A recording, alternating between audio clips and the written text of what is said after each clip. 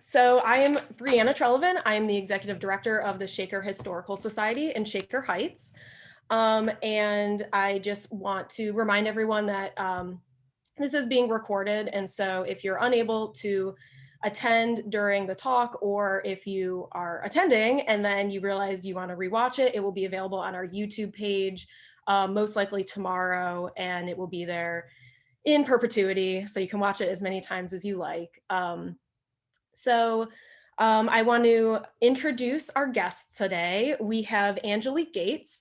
Angelique is a consultant based in Northeast Ohio, specializing in diversity, inclusion, and other education initiatives. Getting their start in 2016, they have led various organizing projects, including creating a local group that focused on anti-racism efforts. Angelique works with Reparations Now Cleveland as their community accountability partner, and is also the co-founder of the art space Current, located at 78th Street Creative Studios. And then we are also joined by Erin McCardle. Erin is a reparationist and community organizer born and raised in Cleveland. Anything they know about community care and liberation was learned from the leadership of radical Black femmes. So thank you both for joining us today and talking with us about reparations. Before we actually dive into reparations, I wanted to bring up kind of a behind the scenes event that we kind of talked about this week. So when we first scheduled this talk with Reparations Now Cleveland, this was a completely separate event from other things we were doing. And as our educator started developing Black History Month speaker series, we decided to loop this in for marketing purposes. And Erin very kindly reached out to express some concerns with that. And the fact being that we should not be centering white voices when we're talking about Black history. And so I was wondering if either of you kind of want to expand on that, and why that is an issue, and especially for like us as a history organization, why we should not be having white people telling Black history.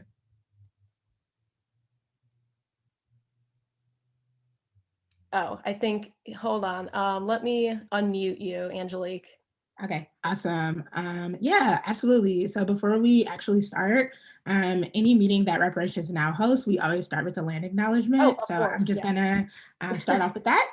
So we acknowledge those of the Shawnee, Miami, Erie, Ottawa, Potawatomi, and Haudenosaunee Confederacy who land we stand on, and the nearly 28,000 Native American people who live in the Northeast Ohio today. These are your neighbors, coworkers, classmates, and community members who represent over 100 tribal nations. So yeah, to provide some context, Shaker Historical Society reached out to Reparations Now to have this conversation around reparations with everyone. It was not really communicated with us that this would be a part of the Black History Month series. And while we're in the practice of having one Black and Indigenous leadership team member and one member of the White Labor Network speak, had we kind of known it, we would have kind of approached it a little differently if we knew it was a Black History Month centered event. And while Black history needs to be shared by everyone, non-Black individuals should not be given a platform during this month to speak when there are many qualified Black individuals who can. Furthermore, the concept of Black History Month is to uplift and amplify the often excluded accomplishments and achievements of Black Americans. So the subject of reparations introduces space for harm, as it is the opposite of a celebration. The connection to America and reparations is a result of trauma based off of enslavement. Yeah, thanks for that, Leek. And also thanks for the response from the Shaker Historical Society to course correct. That's really appreciated. So I kind of wanted to highlight, it's really likely that in a room of white women that, more of us will know who Robin DiAngelo is, as opposed to, who wrote White Fragility, as opposed to Ijeoma Oluo and Ibram Kendi and Catrice Jackson and Layla Said and Adrienne Maree Brown and Sonia Renee Taylor and Mickey Kendall and Austin Channing, so many incredible Black educators.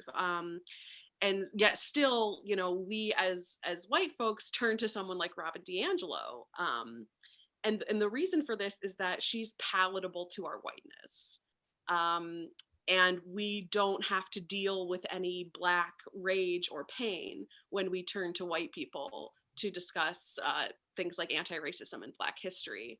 And reading something like White Fragility is like voyeurism. It gets us looking at the journey, but not really in it. So we really just want to amplify the role of fellowship that white-bodied people need to take to follow particularly Black and Indigenous femmes in this work.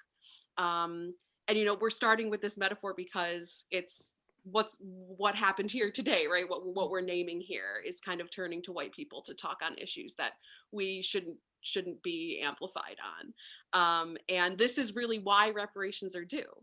Reparations are due because we collectively are addicted to whiteness. We are obsessed with trusting whiteness first, and all of us are. It's a condition of white supremacy. So, reparations are due because never in white history have we taken collective accountability for this and for our perpetual and violent anti-Blackness.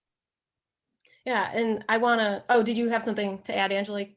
Yeah, I'm just gonna kind of touch on something. So kind of the theme of our conversation is direct reparations is an act of political resistance, which I think is really important to highlight. We're definitely gonna touch on it a little more later, but this conversation is a call to action. It's not a form of voyeurism and it's not for the white gaze. We're asking you all to learn because this is educational, but we also want you to take actionable steps, which we will definitely give you a list of ways that you can become more involved. Yeah, and I want to thank you for clarifying kind of the purpose of this conversation, because as you said, it's not just to kind of sit back, watch, and then like turn it off and go back to the status quo by any means. And I want to also thank you for reaching out to me, because I'm still learning. We're still learning as an organization. Mistakes will be made. And the only way that we can improve is by getting called out. Like that's the truth. It's like, if we're not called out, then we're just going to continue on our like comfortable course. And that's not the way it can be, because that does not lead to change. And so I'm very grateful that you had reached out to me with your concerns and the fact that this was problematic, the way we were framing it. So let's jump in. What are reparations? Like, there might be people watching that have seen the word because it has been showing up more, in the news and just kind of in general, especially I would say, I've seen it amplified with the Black Lives Matter movement, but there are people that probably don't really know what it is. And then beyond that, if you have any kind of historical examples of reparations in the US or internationally. Yeah. So we are not going to speak on other countries because we're both Americans, and we're not experts in the history or the impact that it may have had in other countries. Mm-hmm. But from an American standpoint, reparations are the making of amends for a wrong by paying money to or otherwise helping those who have been wronged.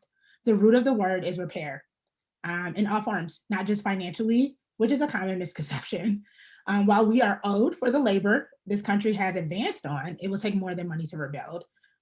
In the cultural context of the modern United States reparations, they are often considered as referring to the US government paying dollars directly to American descendants of slaves, or ADOS. That's a very common acronym that you might see. And a few historical examples include there was $20,000 paid to Japanese families following their release from internment camps. There has been land treaties and very minimal land distributed to Native tribes across the US. There has also been land reparations to Native Hawaiians across the island of Hawaii. There has been dollars distributed to the families of the victims of the Tuskegee experiment. And honestly, none of these were long-lasting or satisfactory. There has also been many broken promises. One is a very common one, which is 40 acres and a mule to be paid to freed Africans who were enslaved. And it's also a fun fact that it is the significance in the HR Bill 40 is actually a reference to 40 acres and a mule. Mm. And then unfortunately, something that did happen, the United States government decided that they wanted to pay previous slave owners after emancipation for their loss of property because they wanted to give them restitution for their loss of profits of owning other human beings. So historically, they have not really done anything to people of color. However, they did make sure that the white slave owners did receive some form of payment as a result of them losing out on their profits. I did not know that. So that's, yeah, that's pretty egregious. So what is the goal, outcome, or effect that reparations would have on the Black community? Like, if you said it's not just financial, so kind of reparations in all of its form, like what kind of effect would that have? So realistically, the damage of white supremacy runs so deep that the minimum, like the bare minimum, like the lowest bar that the bar can go, should be financial restitution. The ultimate goal, though, for me, again, I'm not speaking for all because Blackness is not a monolith, but for me as a Black American, the ultimate goal would be security for my community. And by security, I mean financial, housing, and physical. The amount of financial debt that is actually held by Black Americans as a result of the generational trauma from slavery is overwhelming. And it's also egregious, to repeat a word that you used. The emotional trauma that has been in effect due to the strenuous living conditions also has a lasting effect. So when we look at the mental health of the Black community and the lack of resources around that, that is also, to me, a form of repair. I mean, you know, we do suffer from the effects of our ancestors. You know, knowing that some of my ancestors were owned by other people, you know, that does have an effect on the way that I navigate the world. And I also want to circle back to say, again, the goal is safety.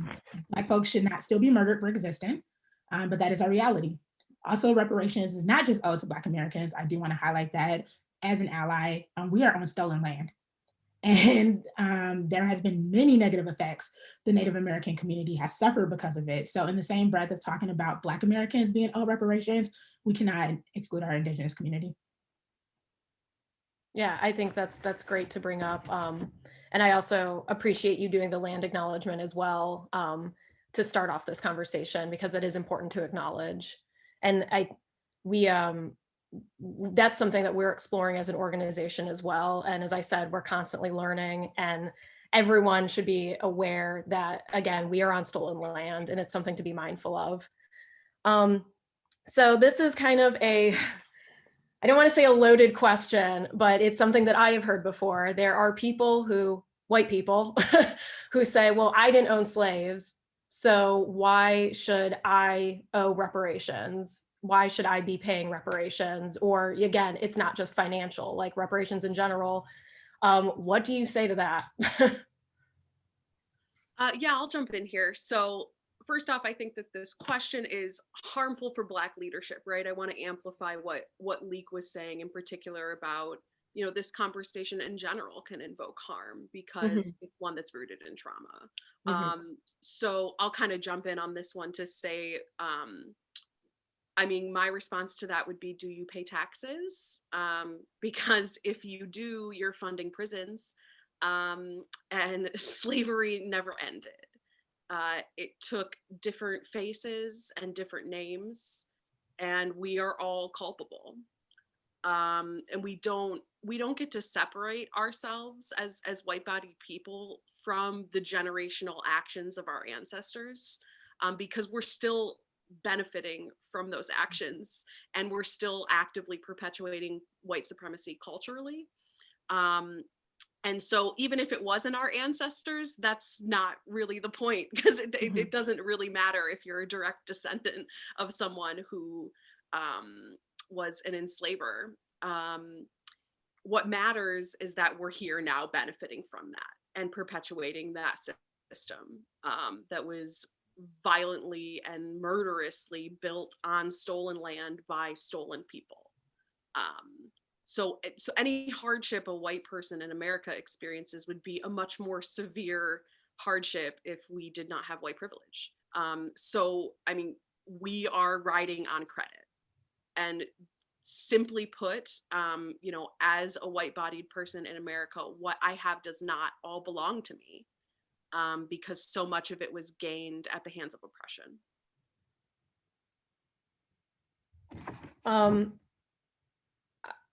Sorry, I lost my place in my questions. So what do proposed, I mean, you kind of mentioned HR 40.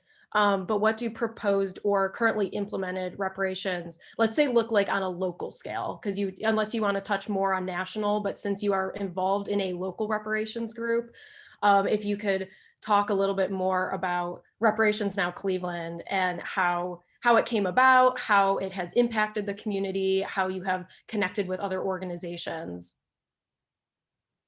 Yeah, so so this is it's a little bit of a longer one. So we're going to talk a little bit more about the national, and then we'll kind of go into the local. Yeah.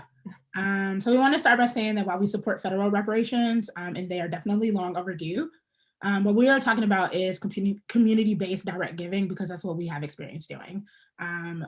Like I said, the government has not been accountable to the actions of their predecessors. And while, we definitely would love to see that accountability in our lifetime, we probably won't. We're talking about repair for the actions of white people here and now, and the benefit that every white body living here now has from the violent system of white supremacy. Investing in white institutions, dismissing Black and Indigenous leadership, cultural appropriation, redlining, segregation, these are all ever-long effects of white supremacy that, society has taught us to perpetuate. On a national scale, I'm going to let Erin kind of go a little bit more into what that looks like, and then I'll kind of circle back around to local. Yeah, so there are many organizations that are fiercely Black and Indigenous led who are talking about reparations. So when we're talking about ADOS, the National African American Reparations Commission, the NAARC, and COBRA, the National Coalition of Blacks for Reparations in America, the Black Interest Caucus, they have all set out very clear plans for federal reparations to Black Americans. The most frequently referenced of these plans is the 10-point reparations plan from the NAARC. And I can kind of just hit those 10 points just for reference, but I really recommend that people get more involved in the work that all of these organizations are doing when we're talking about federal reparations to Black Americans. And I also want to amplify Mother Randall, Leslie E. Benningfield, who is a survivor of the 1921 Tulsa Massacre. And she is currently pursuing a legal battle for reparations to descendants of that attack. So I just want to amplify her work as well. And like I said, I recommend that people get really plugged in to the work that's being done on a federal level. It's not our work at Reparations Now Cleveland, but we support it and amplify it. So I can just kind of talk about the 10-point plan that the NARC has laid out. And it really highlights the fact that reparations need to be cohesive and complete as opposed to just dollars. So the first point is a formal apology and establishment of the African Holocaust Institute. The second point is the right of repatriation and creation of an African knowledge program. The third is the right to land for social and economic development. The fourth is funds for cooperative enterprises and socially responsible entrepreneurial development. Number 5 is resources for the health, wellness, and healing of Black families and communities. Number 6 is education for community development and empowerment. Number 7 is affordable housing for healthy Black communities and wealth generation. Number 8 is strengthening Black America's information and communications infrastructure. Number 9 is preserving Black sacred sites and monuments. And I just want to say that there is a fund, the Reparations Fund, that is working on the 9th point of this plan now and saying this wait for the government to show up for reparations is a long one. So they're starting on that plan now. And you can pay into the Reparations Fund for point 9, preserving Black sacred sites and monuments. And then 10 is repairing the damages of the criminal injustice system. So regarding HR 40 specifically, this was introduced by Representative John Conyers Jr. in 2013. And it's really important to name that HR 40 is legislation requesting to establish a commission to study and maybe conceivably down the line develop reparations proposals. So it's really important to name this is not a bill saying reparations are going to happen. This is a bill to request to establish a commission. And so this has not passed. You know, it has gained traction in this new era of resistance, but there have not been strides towards beginning a true form of repair. Yeah, thanks, Erin, for reading that. Honing in again on the fact that HR 40 has been around since the 70s. It has been reintroduced multiple times, only to be denied and to be chipped away slowly because essentially it's too demanding to request people actually look into the actual history of what happened. And so that's something that I definitely want to take notice on. And then also the next part that I'm kind of going to go over, which is local reparations.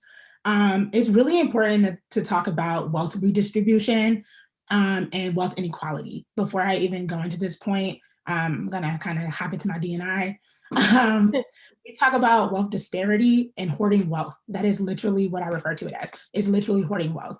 A lot of people might have heard these terms. They might know like, oh, okay, I know that, white men make more than Black men. Yes, but do you honestly know what those differences look like over a lifetime? Do you know what you can gain and access over a lifetime when you really calculate what those numbers look like? So when we're talking about reparations and we're talking about redistribution, we are talking about people who have literally attained wealth due to whiteness. And we are talking about taking a look at the fact that you've attained wealth and acknowledging your white privilege and redistributing it into communities who have suffered at the hands of your ancestors and your predecessors. I mean, that's fact. So communities are surviving because of mutual aid networks. Mutual aid is not reparations. They're not the same thing. They're different. Locally, they have taken on the responsibility of redistribution, and they are essentially recycling their already minimal resources. The example that me and my friends tend to joke about, but I think we're joking to hide our pain, is that we pass around the same $20, which we do. We literally all support each other. We all support each other's causes. Anytime we see a fundraiser, anything of that nature, we're always the ones that are giving. When I look at the list of people who donate, it is always BIPOC people. And that to me is really unfortunate that these marginalized groups are only uplifting and amplifying themselves when there are mountains of wealth just being accumulated all over America and it's never redistributed. And people often say, oh, well, if I knew about it, I would donate. We reach out. We utilize social media platforms. We send emails. We do the fundraising. We do the marketing. People just don't donate. They just don't. And a big part of it is they don't feel like they need to. They don't feel like it's their part. And it is. In order for communities to thrive and for communities to change, you do need to acknowledge it is your part. Like if you want to do your part and you want to actually actively do repair, acknowledge they need resources and give it to them. We also have kind of adopted the structure of collecting funds and resources, which is another task within itself. So we're taking our own networks and leveraging our personal friend groups and our families and things of that nature to actually help these fundraisers reach their goals. And I will say that in 2020, when I looked at the overall amount of money that I personally gave, I mean, it's monumental. And to me, it's not charity, it's not a donation. I'm helping people who need it, who lost, employment, who, just are going through it because, like I said, mental health is very real. And the amount of online fundraising has definitely increased significantly, partially because of COVID, but before COVID hit, there are a lot of people using online fundraising platforms. And I do want to kind of hone in on that. I feel like a lot of people like to blame the pandemic for the amount of fundraising. People are just home more. People are on the internet more. So you see it more. It's not increasing. It's been there. You're just having access to it because you're on Twitter all day. And nationally, we also want to acknowledge that there are a lot of Black femme organizers that have been doing the work of direct reparations for years. Someone we definitely want you all to follow is Dee Dee Delgado. If you do not follow them, this is the action item. If you have social media, look up Dee Dee Delgado and the Done for Dee Dee White Labor Collective on Facebook. It is a reparations and education network where Black femmes and mages, which is marginalized genders, instruct white members on dismantling racism and plug them in the work of direct reparations. So they actually amplify fundraisers and other events and community-sponsored things and networks that already exist. So instead of you feeling like you need to go out and make your own, know that this work is happening. It has been happening for a long time. And if you want to get involved, we definitely have the resources for it, but do not feel like you need to go out and make your own reparations group. There are many of us that are already doing that work. I just want to jump in and say that I'm trying to write down a lot of the people and names and groups that you're mentioning. So I'm going to try to link to those in the description for the YouTube video and the Facebook video. So that way those don't go unnoticed. And I also, just to touch on, you mentioned how you are very active on social media, and like it's so true. Like I found Reparations Now Cleveland through social media, and you work with so many other groups in the community and amplify other groups. And so there's kind of no excuse to not notice what's going on in the community, especially when it comes to fundraising, because it's everywhere. You just have to actually like look and donate, or as you said, it's not even a donation. It's really, it's an obligation, really. Yeah.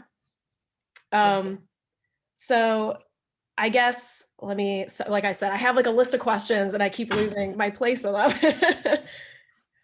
Do you want to talk a little bit about like your personal involvement in Reparations Now Cleveland, and especially like Angelique, as you are their community accountability partner, and kind of the importance of that role within the group?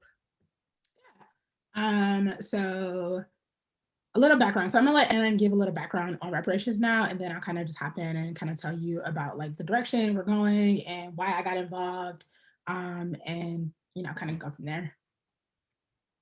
Thanks, Leek. So Reparations Now Cleveland is a local direct giving collective. So we are instructed by Black and Indigenous organizers of Northeast Ohio, both in a formalized leadership setting and also in a broader way, of people who are running organizations and doing initiatives and showing up and have been doing this work for a long time.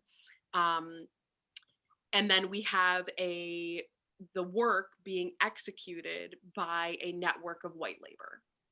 So it's not white led, it's white labor. What we are doing is redistributing wealth, and wealth has many definitions. It's not only money, but it's also time, skills, resources, connections.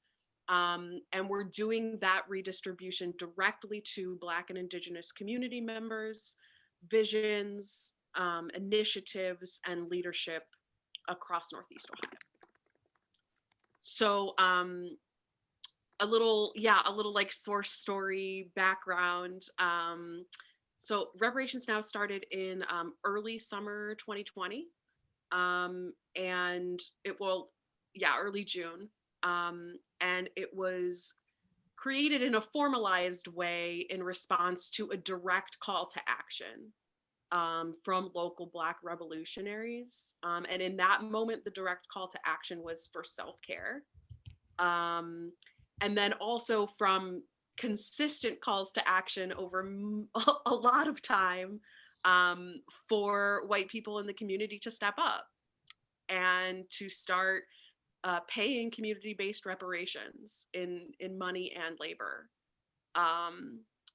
So personally, I've been doing this work outside the public arena for years, and had been discussing for a while how important it is to do it in community, to do it in deep collective community, and about gathering folks in some kind of more formalized or collective faction around it. And the true reason for that is because I have directly experienced the deep healing power of reparative justice. And I just really want to center the fact that this is spiritual work. This is lifelong spiritual labor. And that's why we're here together in community to do it together. Thank you, Erin. So from the self-care packages, which I came home one night and I received one, I had no idea that I was going to get one. I was like, whoa, what is this? And it was amazing. It was this beautiful crafted like package of all of my favorite things. And we kind of expanded to community requests. So after Erin assembled, I think it was like over 100 self-care packages, we kind of like banded together and created a more structured network. I joined the Rep Now team late summer as a community accountability partner. I reached out to Erin I reached out to the Reparations Now account because for some reason I would like share stuff. People thought that I led the account and I was like, it's not me. I don't know who it is. So I messaged and I was like, hey, who is this? And they were like, hey, it's Erin. And I was like, okay, cool. And they responded and they said, hey, we're really looking, we're a white labor collective, but we really would like the guidance of Black or Indigenous leadership. And they asked if I knew anyone who would be interested. And I had just kind of launched my D&I consulting firm. So I was like, you know what? I think this would be really good for me to kind of network and just learn a little bit more about what community-based reparations looks like. So I joined. And I do a lot of things. I wear a lot of hats, as I always joke with Erin. But one of the biggest things that I do and contribute is kind of just reviewing and implementing changes based off the community needs. So as we said, it is a white labor collective, but when it comes down to reparations and specifically the communities that we serve, they need to have representatives from that community. White folks should not be dictating the needs. And they should not be gatekeeping the way that resources are allocated or provided to them. That is something that we're very passionate about. So myself and 4 other people, right now we actually have a leadership committee. We have 30 Black members and 2 Native members, and we meet twice a week and we kind of discuss different ways that we are looking to educate the group's network, and then other ways that we can kind of just promote growth overall. And we're new. We are new to this. When we started, we really had no idea what we were doing. It's a lot of trial and error. And one of the things that we consistently acknowledge, even to this day, and we've been in existence for almost a year, is that it's messy. The work is very messy because the world is toxic. And we recognize that. And as you said before, you're still learning, so are we. We're not experts, we're not perfect. We're all human and humans make mistakes. But one of the things that I am very proud of us as a network is that we prioritize leveraging our resources. If there's a way for us to solve a problem, we will try. And that is essentially what community-based reparations is. It's literally leveraging your resources, specifically leveraging white resources and redistributing them to people who do not have access to them. I think something that I also really appreciate about Reparations Now Cleveland is that you're very transparent about your operations and like where the money is going and all of that, because I think transparency is key. Like for too long, all of the stuff has been happening behind the scenes and in the shadows and stuff. And so just being, like I said, transparent about like the work you're doing and how you're allocating this money and everything is really helpful and like hopeful as well. Like, I see it and I was like, okay, good. Like this feels like maybe we're getting somewhere. It's slow work, but so I want to just quickly add to that too. Like, as we're doing this work, obviously transparency is important, but I just kind of want to note that the people that we're accountable to are not the white people who are giving dollars, right? That transparency is accountability to Black and Indigenous community members. And while transparency is key, protecting anonymity is also very important. And it's something that we prioritize. You won't see us posting a bunch of information, what can often be called trauma porn. That's not what we do. This money is owed, and we need to give it without details and information. We aren't owed that, and we shouldn't require it. So I just kind of want to amplify that as well. Well, transparency is accountability, not to the donors, but to the recipients, and that it's really important to protect the anonymity of those recipients. Yeah, thank you for clarifying that. Yeah, for sure. Yeah, I'm going to piggyback really quick and just kind of say, like, the reason why it's so important for us to be transparent is because safety and also trust. There has been years of broken trust between our communities. And while there are a lot of people doing this work, they do not understand that the work is not for them, it's by them. And when we talk about anonymity and things of that nature, when I'm reaching out to the organizations, because I'm oftentimes that liaison to protect the anonymity, I have conversations with them all the time. And I'm like, we're doing this because we want you to understand and trust us and know that what we're doing as we collect these dollars, we're trying to do the right thing. We're trying to give them back to the people's hands it was stolen from in the first place. And so, I really do appreciate you bringing that up, because transparency is very important, but we do want to highlight that it's who we're being transparent to, because we want people to know that we're here to serve them. We're here to serve those communities. But we are asking and telling the white community, we need you to step up, because in order for us to continuously serve them and help, we need resources. So you've kind of already touched on this a little bit, but like how you said, like the HR 40 bill has been around since like the 70s. So it's not like reparations are like this brand new thing. Like it's been, a topic of conversation, even if not widespread, but I feel like it's really become more, it's come to the forefront within recent years. And I guess just your opinion on like why now seems to be the time that people are talking about it more, recognizing it more. There are more groups popping up around the country. Yeah.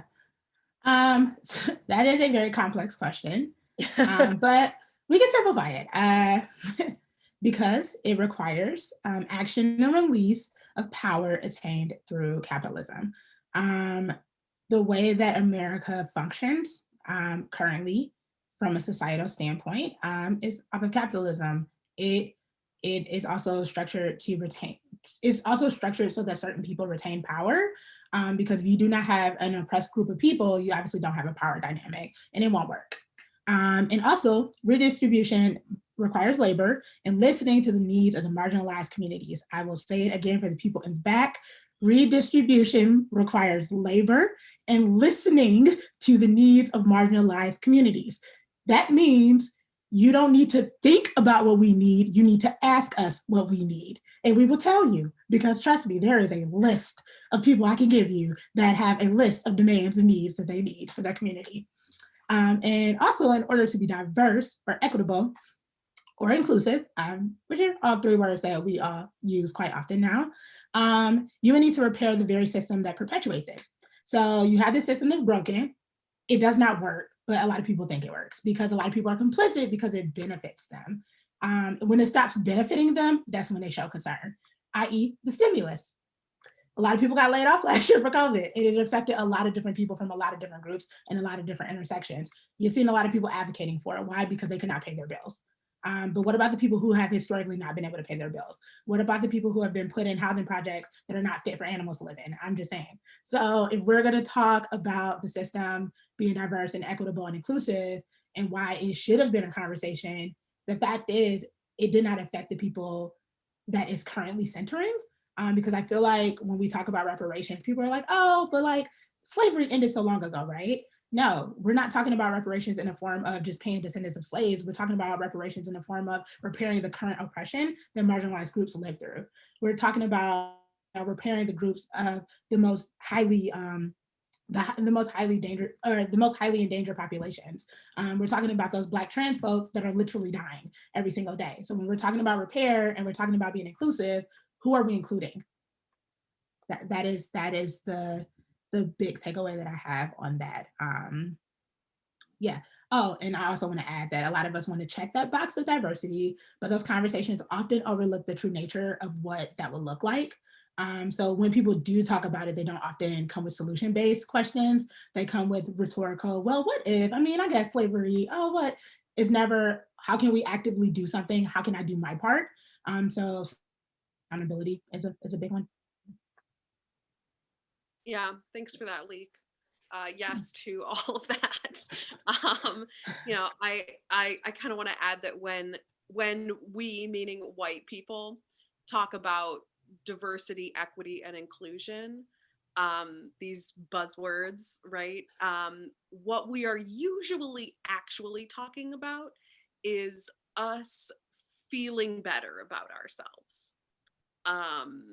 And the result of being driven by feeling better about ourselves is forced assimilation.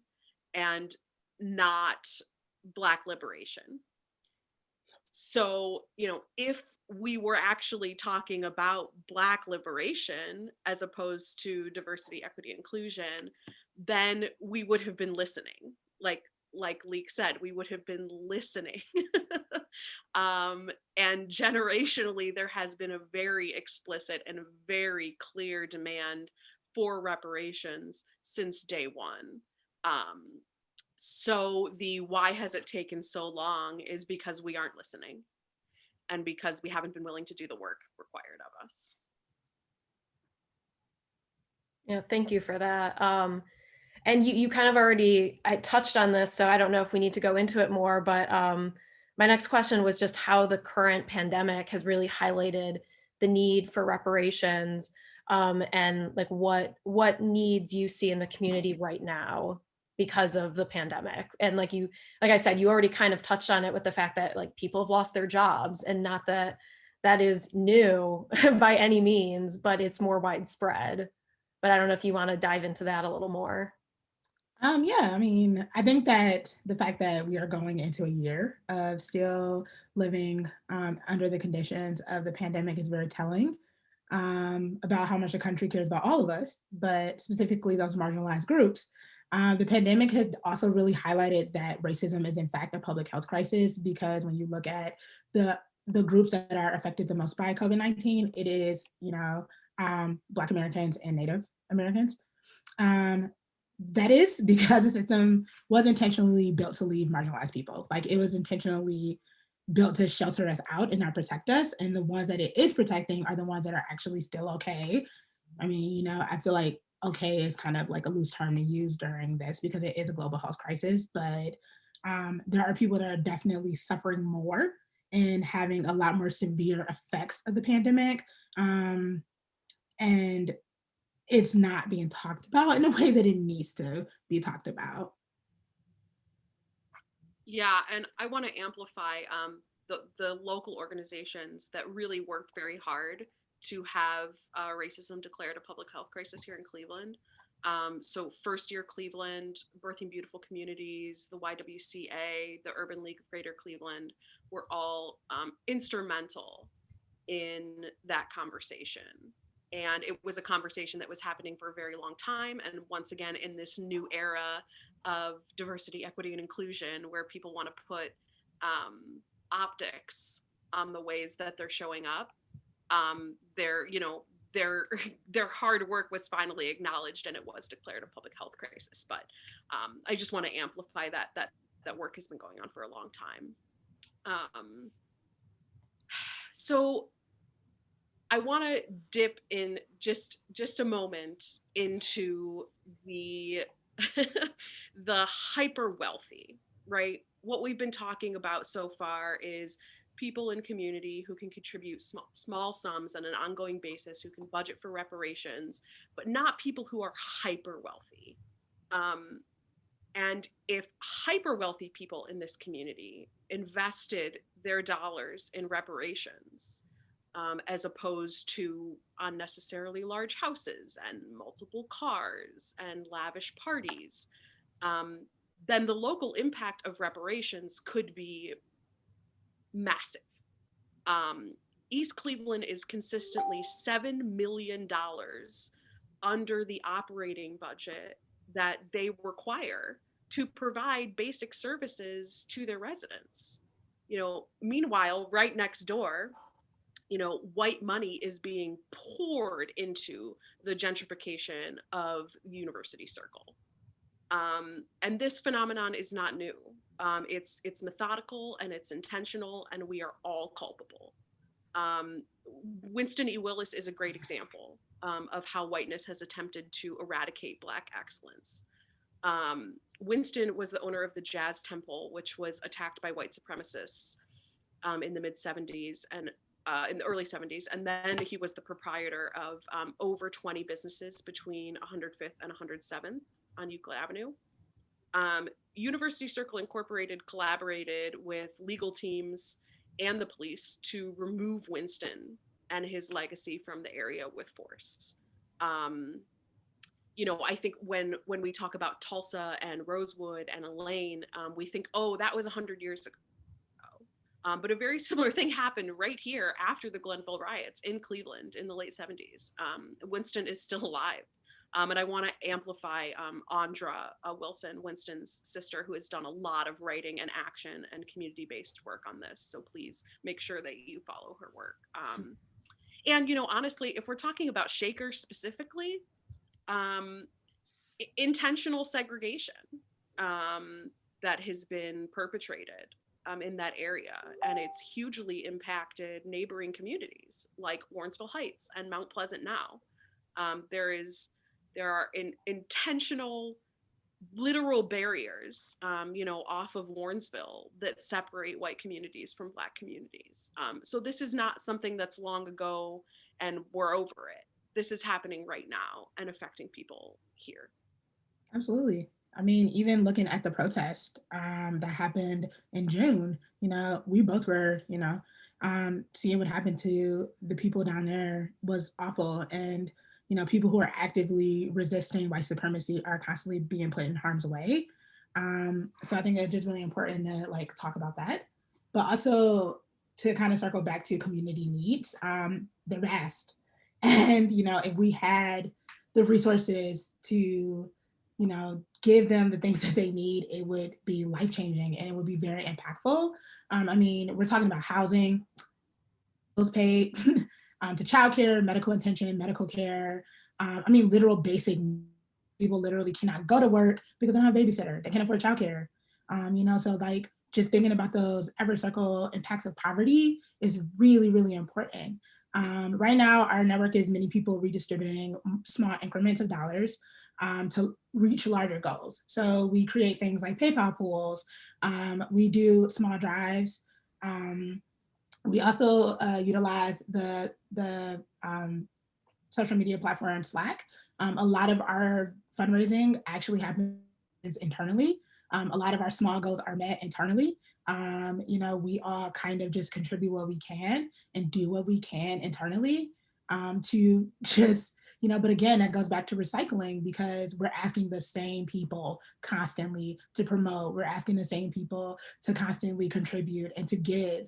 And, so it's like we're reallocating our resources, but, we're only a network of 80 people out of the millions that live in Cleveland. It's like the impact can be a lot larger. So we're just trying to look for a way to transform the way our city operates and the relationship that we kind of have with one another.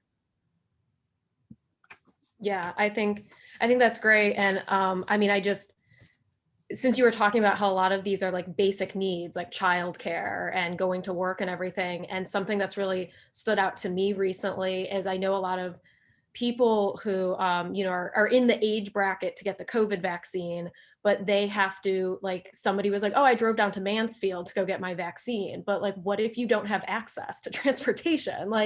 Something that's we take for granted if we have a car and we can afford gas and everything like that. But I've been hearing about people who are driving long distances to go get their vaccine. And I'm like, well, what about people that can't? What are they supposed to do? And it goes back to those very basic things that we, at least I tend to take for granted and how that's affecting people in our community. Absolutely. So thank you for that. And I just kind of want to jump on what you were saying too, right? Those are all forms of reparative justice.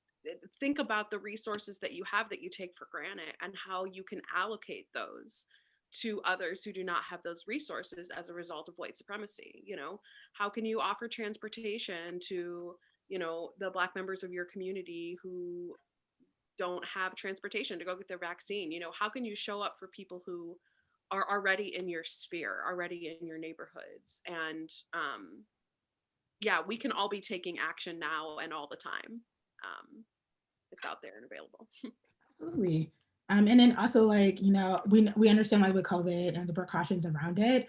But one of the things that I personally do myself is I try to grocery shop for my family because they're immunocompromised. So I'm already going to the store. So why, set up, risk for someone else when I'm already going to be there. So just thinking about that, and the internet makes communicating with people so much more streamlined. I mean, it's literally as easy as sending somebody a direct message saying, hey, I see that you mentioned that you didn't have a ride to the grocery store. I'm heading there. I don't mind dropping off groceries for you. You know, you can save people in Instacart fees, things of that nature, which Instacart treats their workers like crap. So like, you know, just thinking about ways that we can also like, you know, benefit other people and help them. So that's just some food for thought too. So I think, let's see, how can, let's say somebody's watching this, whether they're an individual or they have like a business or an organization and they want to be involved. Where should they go online? Who should they talk to become involved? Okay. Yeah, you don't need to be a part of a group or a collective. If you're an individual, you literally can just join the network. Reparationsnowcleveland.com. If you own a business, you can start incorporating reparations into your annual budget, which is something that I personally help with. So if that's something that you're looking to do, that is a part of diversity and inclusion. We are also welcoming volunteers and partners all the time. We have training set up, designed. So if you feel that you are at the one-on-one level and you're just like, you know what, I get it. I need to make a change. I'm looking to grow. We have literal education around it. We have a training session that is designed to help you be implemented and streamline your process as a volunteer. Yeah, and the money for that training actually goes back to the educators. So we are just redistributing it and paying for our BIPOC labor that is applied. And then, like I said before, this is a call to action. So something else that I'm challenging all the people that are watching is to not only go to reparationsnowcleveland.com, but go to the contribute section and become a monthly contributor. Literally, you can contribute $10 a month. That $10 a month goes towards our education initiatives. So that's developing different trainings and workshops, which I am a part of. It goes to paying our BIPOC leadership. It goes to paying our accountant, who is also a Black woman. These things are all just helping our network stay afloat and also just continuing to work on. A lot of times when we have an overflow or we have a large donation, we just contribute it to something we have going on. We do a quarterly rent fund where we raise $10,000 and we distribute it to 10 different families to help them pay rent. So there are just a lot of different ways you can be involved, but I'm also challenging all the viewers to go to not only do it yourself, but to bring in 20 other people. Let's start talking numbers. We really do need to increase the quantity of people that are involved in this work. There are a lot of Clevelanders who always say, I want to get involved, but I don't know what to do. If you literally go to reparationsnow.com/contribute, and you set auto pay, it will come out of your account every month and you don't even have to worry about it because you literally are already contributing. And if you get 20 other people to do it, again, you're getting them. I mean, I'm challenging you all to get more involved, but I get it. There's time, there's mental health capacity, there's a lot of other layers, and I am, you know, acknowledging that. So the bare minimum you can do is give $10 a month. If you can get yourself and 20 other people, that's $210 a month that goes towards helping the Black and Indigenous community of Cleveland. Yeah, and I will include the contribution link in the description as well. So it'll be easy for people to get to. Awesome. And so do you have any, I mean, I know you work with a lot of local groups because I've learned about a lot of groups through Reparations Now. Is there anyone that you in particular want to highlight today? Talk about maybe how, you know, we can learn more about other groups in the community that are doing work for BIPOC communities and individuals, anything you want to amplify, this is your chance. Yeah, absolutely. I mean, I'm just gonna list a couple, definitely gonna make sure we put those in there as well.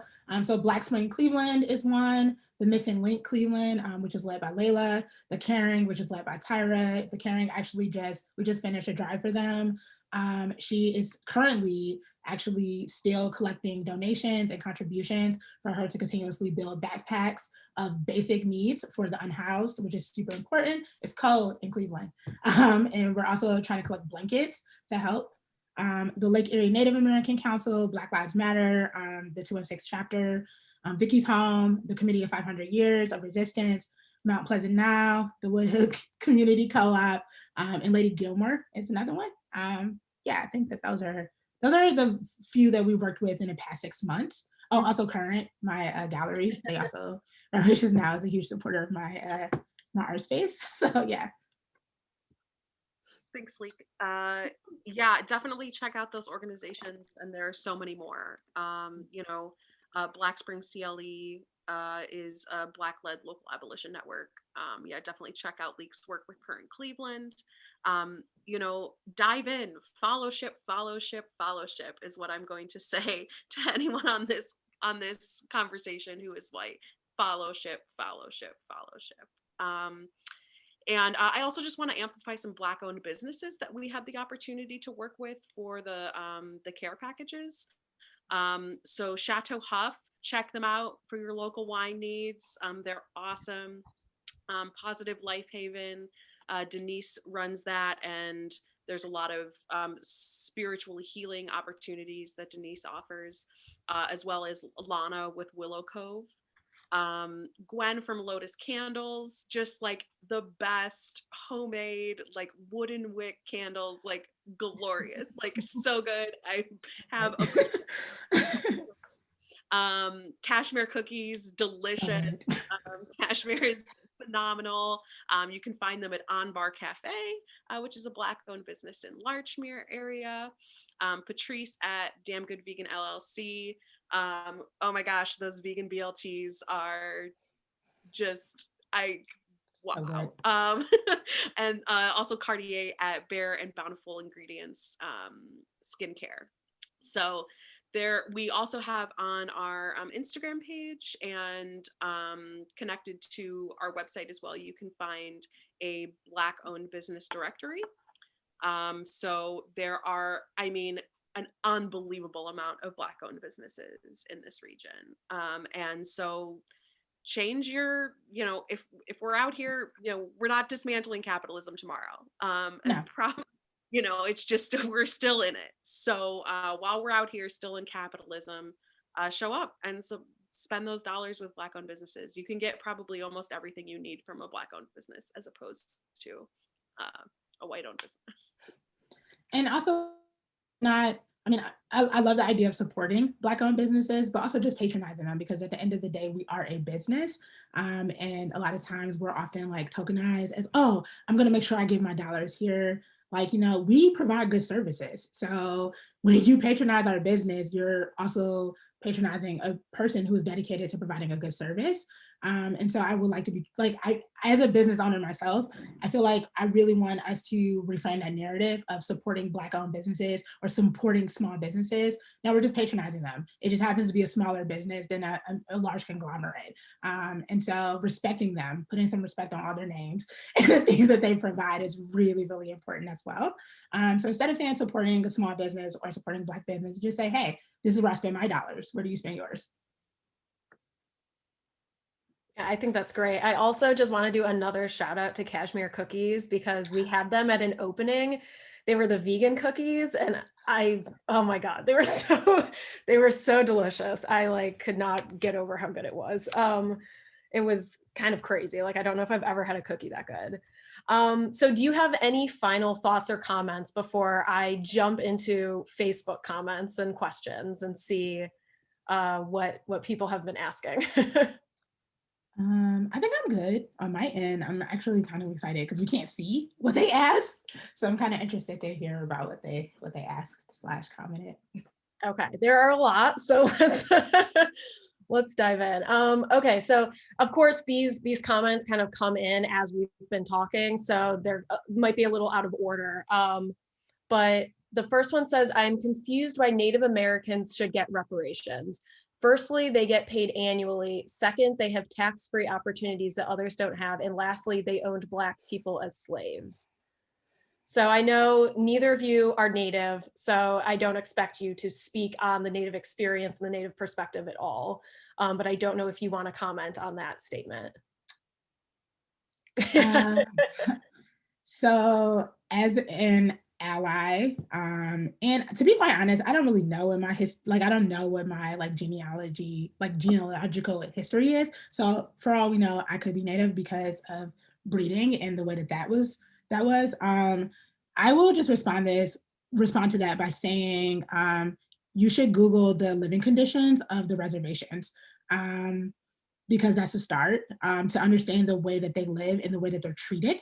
You should also look at their health, their life expectancy, you should also look at the amount of resources that they get. You should look at what those annual benefits are. You should look at the qualifications for those annual benefits. I mean, the list goes on. Reparations, again, is about repair. It's not just about paying people out. It's about repairing the relationship.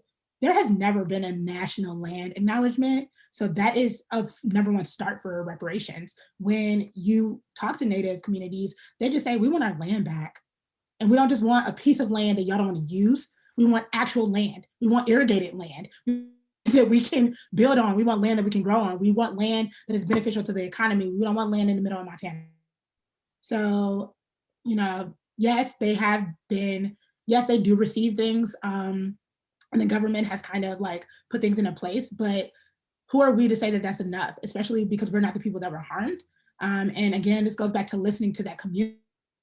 Like, we are not listing those demands. This is demands of the community that actively live in those conditions. And I can tell you that those conditions are not good because I have myself done the research, because I've always been interested in knowing, and I've talked to someone who lived on a reservation. It is not a good living experience. It's culturally enriched because they're around their family, but the lack of resources is very, like, they're not good. So that's kind of my personal response to that. From a more educational response, I could definitely do some research, and I can email Brianna, but I'm just speaking from, you know, conversations that I've had and just my own personal research. Thank you, Leek. I want to amplify the Lake Erie Native American Council and the Committee of 500 Years and the American Indian Movement at Cleveland and the NDN Collective and their work with the Land Back movement.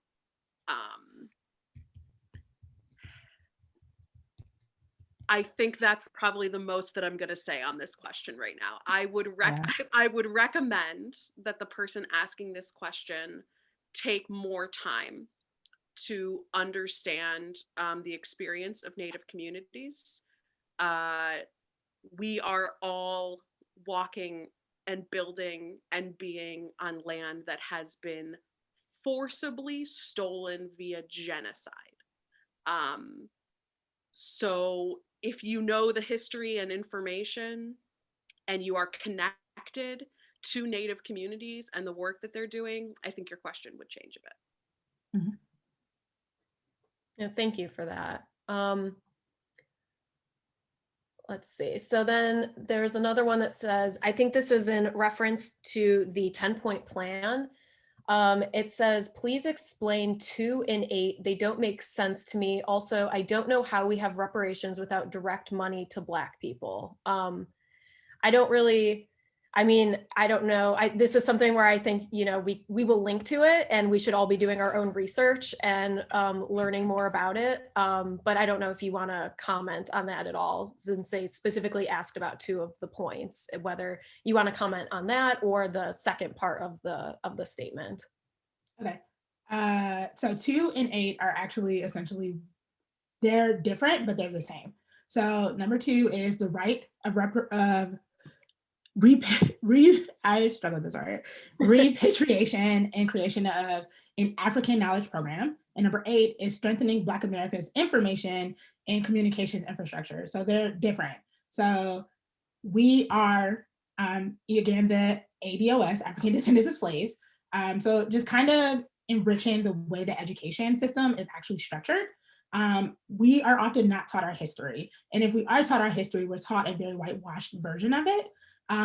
This is being specifically addressed in the Reparations 10-point plan because this affects the way that we grow up. We don't know our history. We don't understand where we came from. And if we do, the way that it is taught to us is to make us believe that we were also culpable in being dragged here. That is problematic, to say the least. So to revitalize our education system is to acknowledge that there's an issue in the first place. And in order for them to acknowledge it, they will be honoring a part of the 10-point plan. And then what was the second part? I apologize. It said, I don't know how we have reparations without direct money to Black people. I mean, that's the idea of reparations, is redistributing resources to Black and Indigenous people. So yeah, I mean, that's what we're here to talk about, is redistributing resources, which would be money. Now, if you're asking how you should, like, if you're asking why you should be doing it on a personal level, then I mean, I would engage you to just kind of rewatch this conversation, but I'm kind of confused about what they're asking personally. I kind of am too, to be honest. Okay. Yeah, Okay. Maybe we could, oh, sorry. No, go ahead, Lee. No, I'm sorry. I was just gonna say maybe we can move on, but like if you have something to say, by all means, I'm sorry. Yeah, I would just recommend that this 10-point reparations plan was created by the National African American Reparations Commission. This is not, we're just simply amplifying that work as it's the most referred to in terms of reparations plans, but there are others as well. The Black Interest Caucus has a 5-point plan, I believe, and COBRA has the 5 injury areas. And then there's, additional information and ideas proposed via HR 40. So I would recommend looking more into the NAARC on their website. They have a very clear breakdown of each one of these points in extreme detail. So you can definitely look that up. Once again, that's the NAARC. And I know that their plan absolutely does include cash. Mm-hmm. Yeah, thank you. And like I said, I know I keep saying it, but I will try to include as many links as I can in the description. So that way it's kind of like a nice consolidated place for information.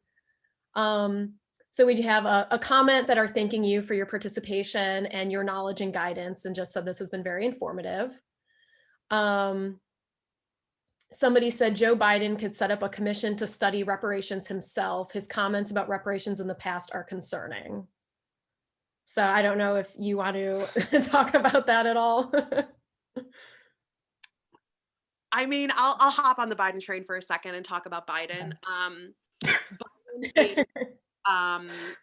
Biden is a fascist and a capitalist. I don't know what else to say about it.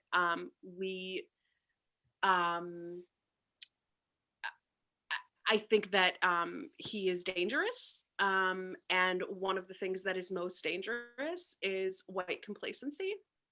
That, okay, this overtly racist person is out of office, so like we're good, we're in the clear. Like Joe Biden is here, like he's our savior, he's gonna figure it out. No, he's not. Anyone who gets to the position of being the president of the United States of America is a capitalist and a fascist, and those are the facts.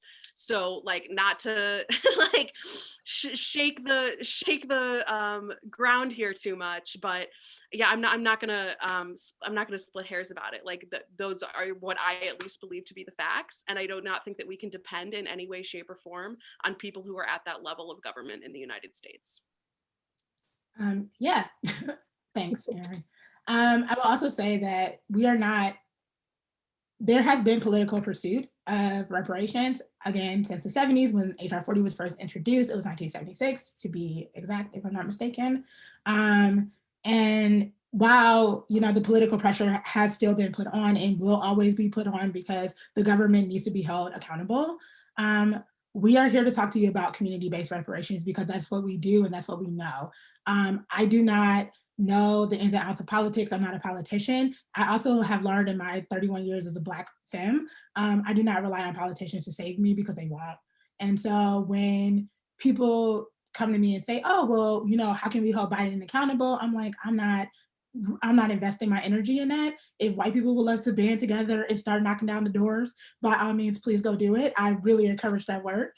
But from a community perspective, you can actively start getting involved in your backyard because change starts at home. Shaker Heights historically has a very large capita, like per square foot.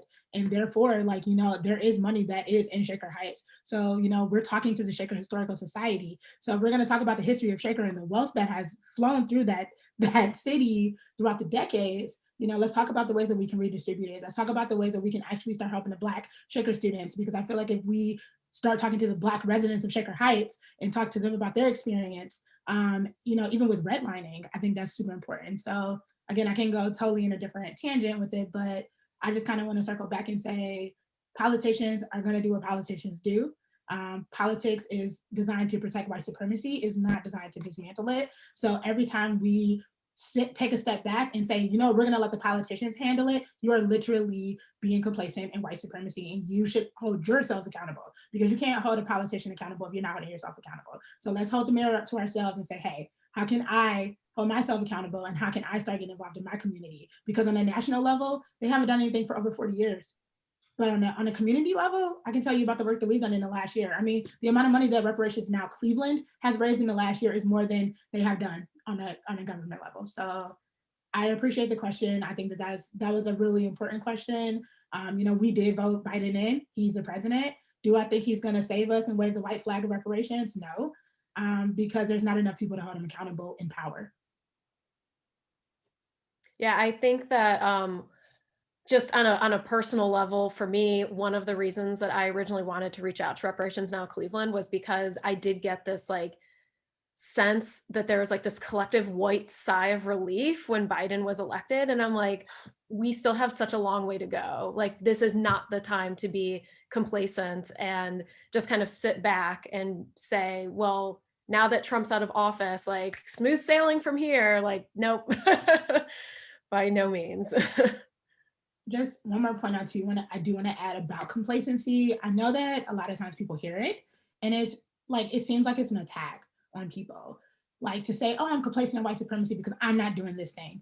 Okay, to talk about the effects of complacency, there are people dying every single day. People are dying from all different types of conditions as a result of the hands of white supremacy. So when we say complacency, we're not saying it to attack you, because we all are culpable. We all participate in the system every single day. I mean, I pay taxes, therefore I'm a participant in capitalism. I own my part.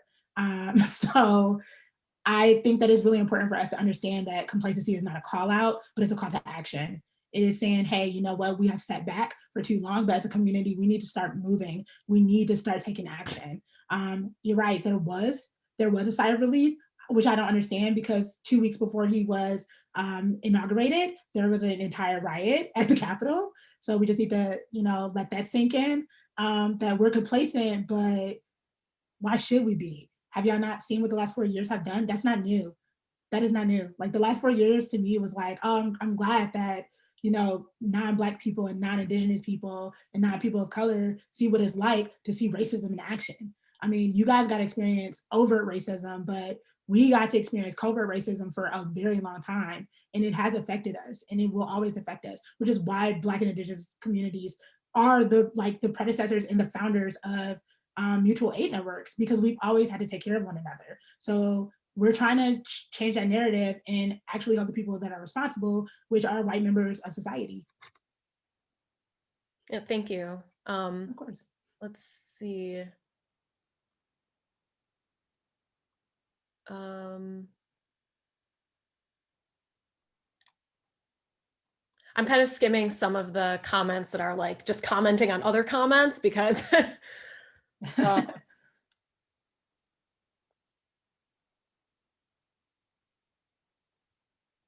so I guess, I mean, I don't know if this is something that we want to get into right now, because as you said, a lot of these conversations are very complex.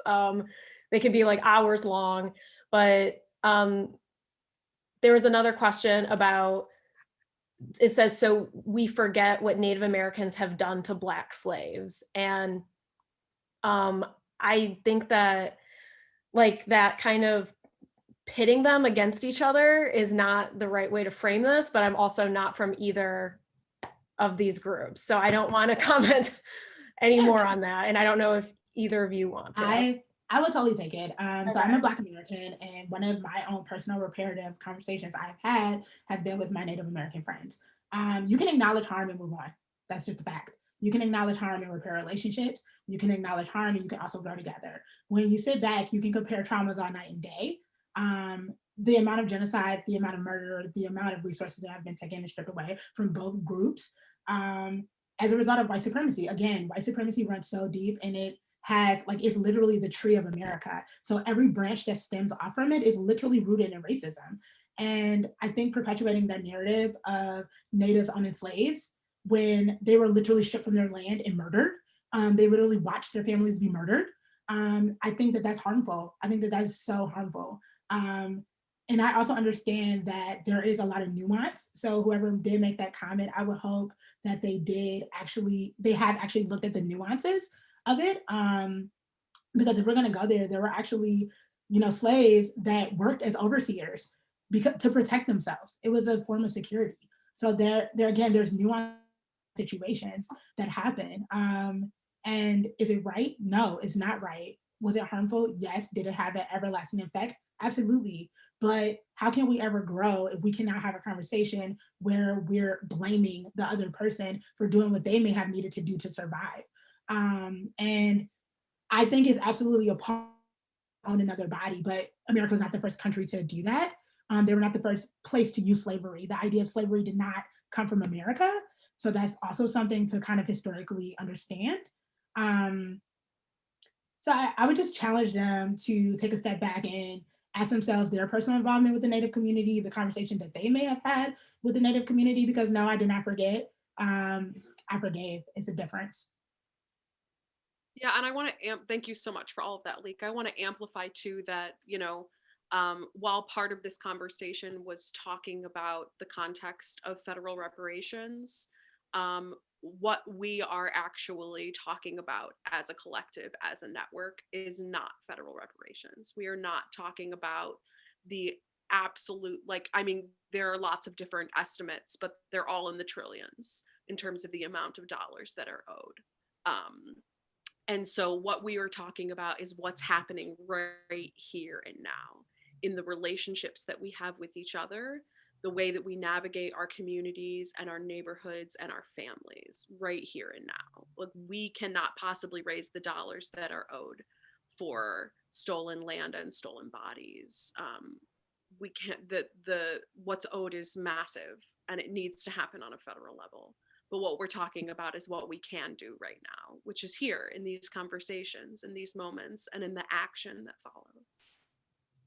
And also sidebar, because we can't see the comments, I would hope that the person that made that comment is a person of color, specifically a Black person. Because if a non-Black person made that comment, that's also a form of harm, because you're introducing a divisive argument that you shouldn't even be taking place in. So that is a call out to whoever made that comment if they are not Black or Indigenous.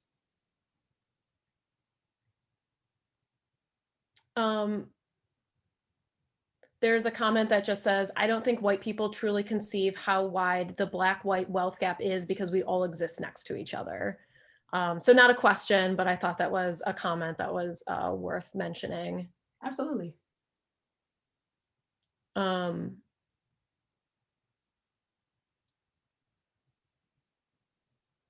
So there's a lot of back and forth comments between people. So like I said, I don't, this could be like a multi-hour conversation if we really dug into all of this. Wait, I blacked out time, so let's go for it. I'm ready. I'm here. I think this is interesting. It says studies show Black wealth was projected to hit 0 in 2053, and the pandemic has accelerated that. The reason why reparations has come to the forefront is because Black people are about to have nothing. I mean,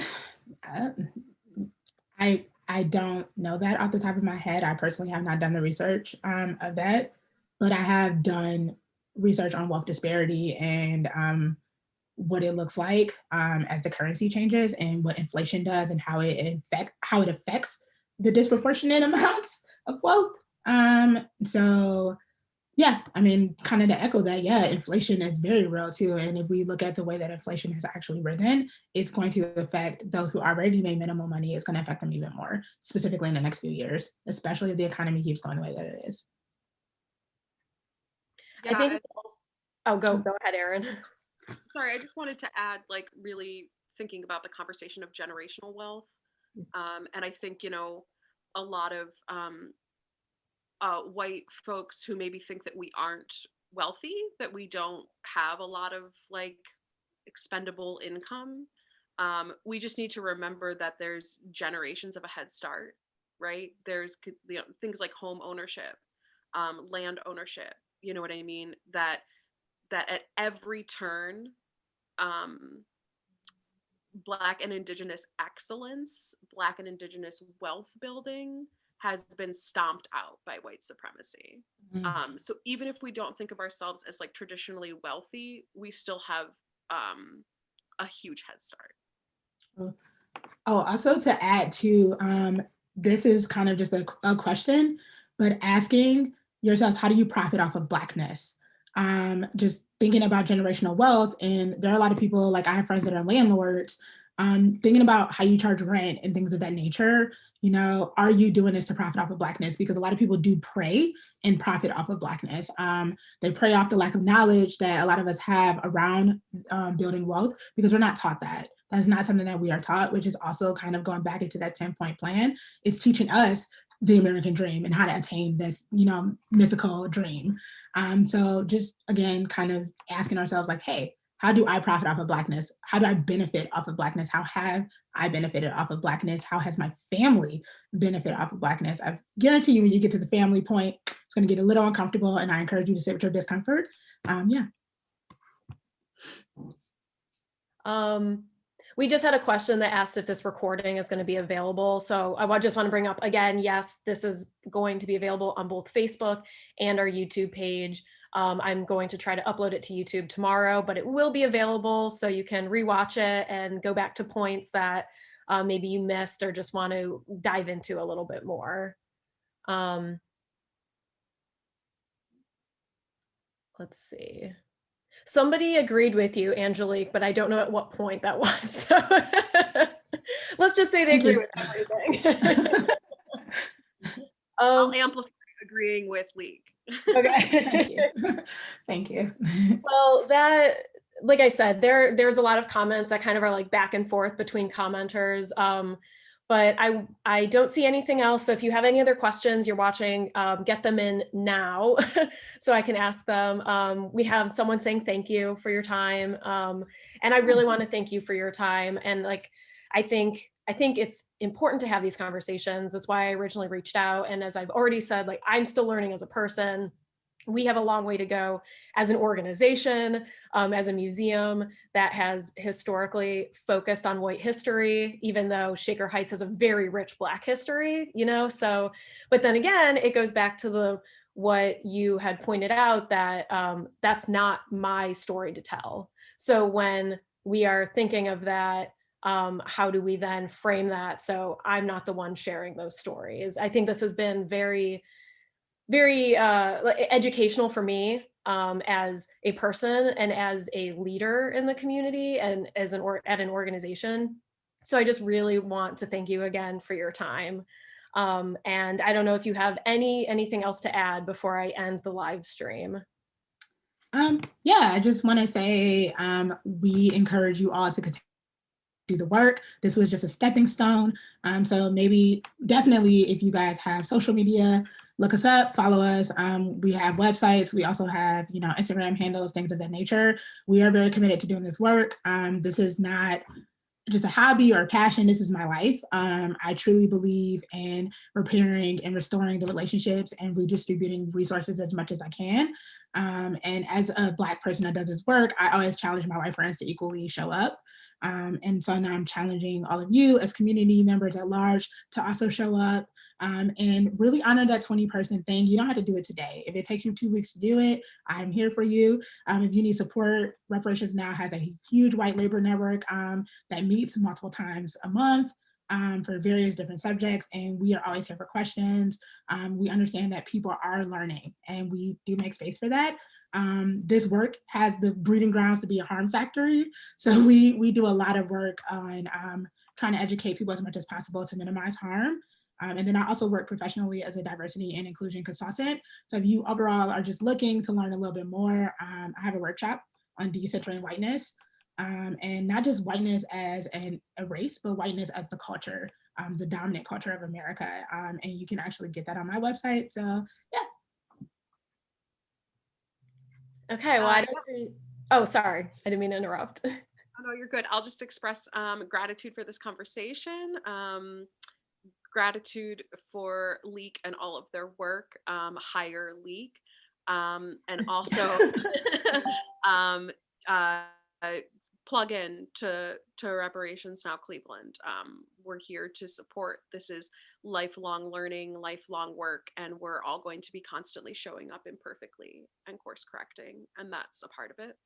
And then also please take the time to take a look at some of the organizations that we amplified here, learn more about the NAARC, learn more about Black Spring CLE, the Lake Erie Native American Council, the Missing Link, the Caring, check all of these people out and see how you can personally plug into the work that they're doing, and learn more about it. Okay, well, thank you again. And I hope everyone has a great rest of their weekend and your weekend. So bye. Thank you.